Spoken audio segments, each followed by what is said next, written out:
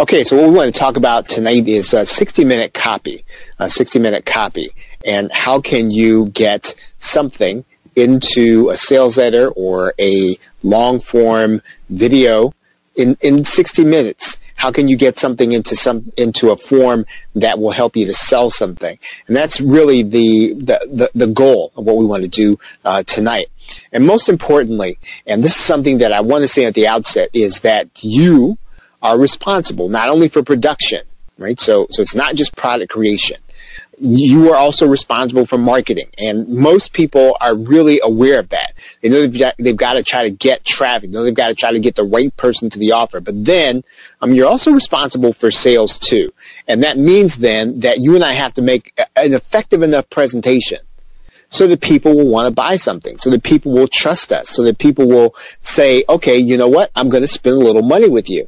And that really does take work. And someplace between the marketing and someplace between the sale, then we have to be as in the best way that we can. We've got to be formulaic to the point where we have to have all the right elements there, and then we take those elements and we personalize them. So in other words, it's not just that you do it your way, I do it my way. But there are psychological triggers, and that's really what copywriting is all about. We take those psychological triggers that really work with mankind, people kind, or whatever the case is. They work with people, right? So we have to, we have to be willing to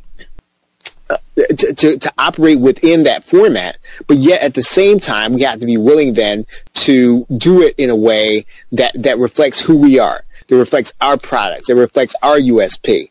And that's not hard to do, but you do have to understand the structure. That's what we're going to be talking about here tonight.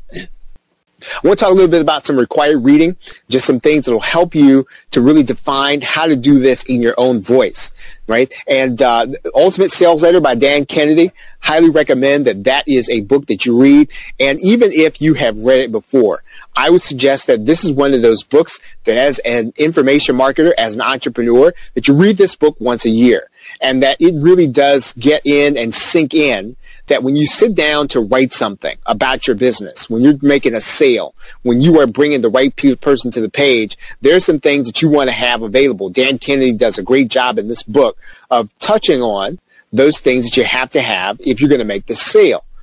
This is something that is rather new, but it is, I think, a very important part of how we really relate to customers inside of what we do, inside of our marketing materials. And that's Building a Story Brand by Donald Miller. And I cannot say enough good about this book. This is something that really does help us to really think clearly about how to talk to customers. So in other words, building a story brand is really about how to make the customer the hero.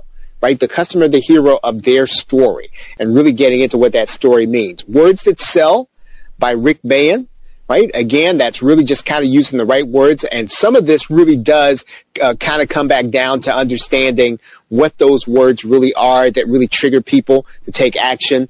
Anything you can put your hands on by David Ogilvy, doesn't matter. I mean, read all of it. Hopefully, over the course of your entrepreneurship, you should read everything that he has. Everything that David Ogilvy has written, you and I should be reading.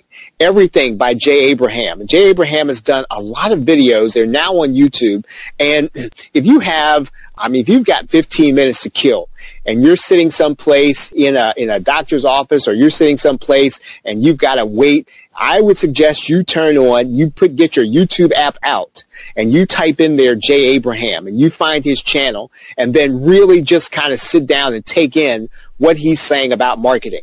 Just about anything that Jay Abraham is saying about marketing, for those of us who are information marketers, in particular, those of us who are solo marketers, this is going to be helpful material. He understands, he gets it. Anything by Jay Abraham, I suggest you put your hands on it. The Better Branding Workshop by Caroline Weingart, one of the best workshops I've ever come across. And what this does is this will help you to position yourself, help you to understand where you fit in the marketplace. Before you develop a USP, you sort of have to map out where you are in the market and what it is you're going to be offering. Caroline Weingart does a good job of that and helping you to really write things, really say things in a way that says to people, hey, I'm in this place in the market. If you want what I have uniquely, you have to come get it. Great workshop. And she really recommends a book inside of there, another book that I suggest you read, Start With Why by Simon Sinek, because if we can resonate with the person that understands why we're doing what we're doing, and if that's the same why they have, they'll almost be willing to buy from us because we understand their why and because they understand ours, right? So Start With Why, Simon Sinek.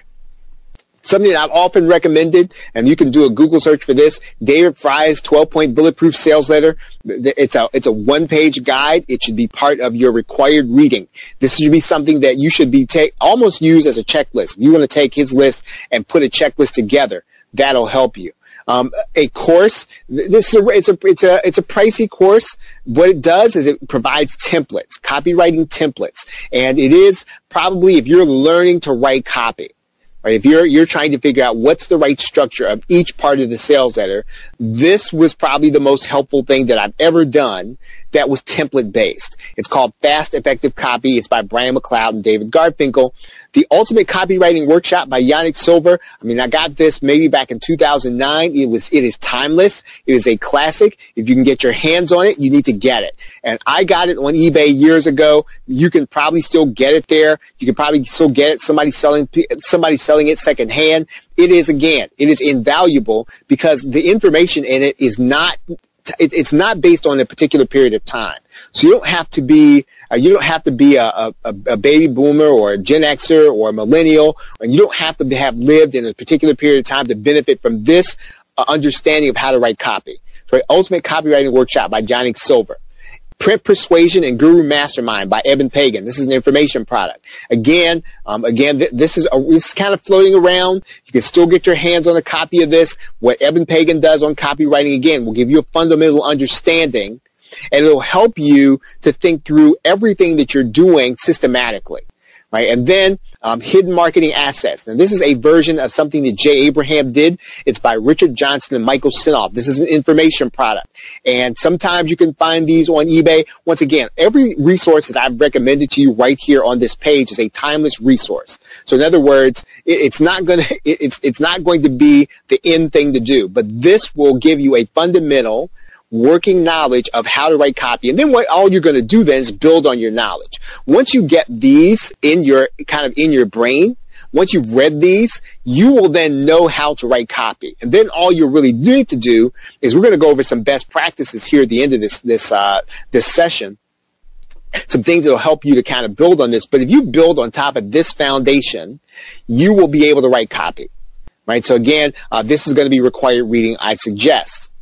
Let's talk about writing copy.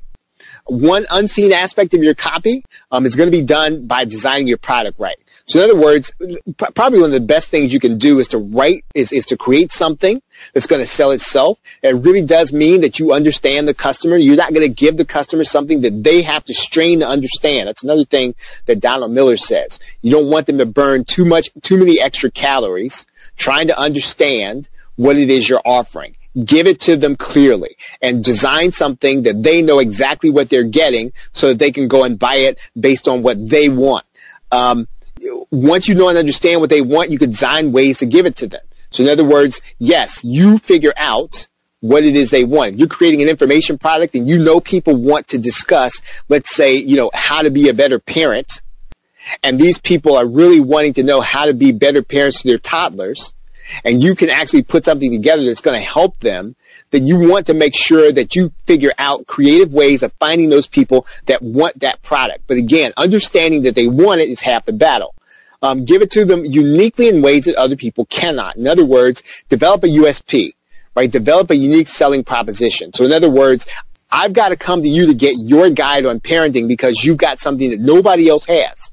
You've got something that not only is a unique position in the marketplace, but something you're able to bring to the process other people can't bring to it, right? So again, this is all building into the copy. So it's great to have good copy, but this will help your copy to sell and do even better if you have a unique selling proposition. Also, this means then that you can bring the right person to your offer with marketing that draws them in. So in other words, having all of this means then that you know how to get the right person to the right offer, right? So again, so this is really half of it. Can I bring the right person to the right offer? Now, again, everything we're going to be talking about tonight assumes that you brought the right person to the page. You have a sales page, you have a sales video, you have brought the right person there. So whatever you're saying to them, you are going to be talking to somebody who doesn't have to be convinced that what you're presenting is even a need or that it's necessary. Right? You shouldn't have people there that have to be convinced that what you're going to be presenting to them is a need. You want to get the right people there in the first place. So again, that's going to be half the battle.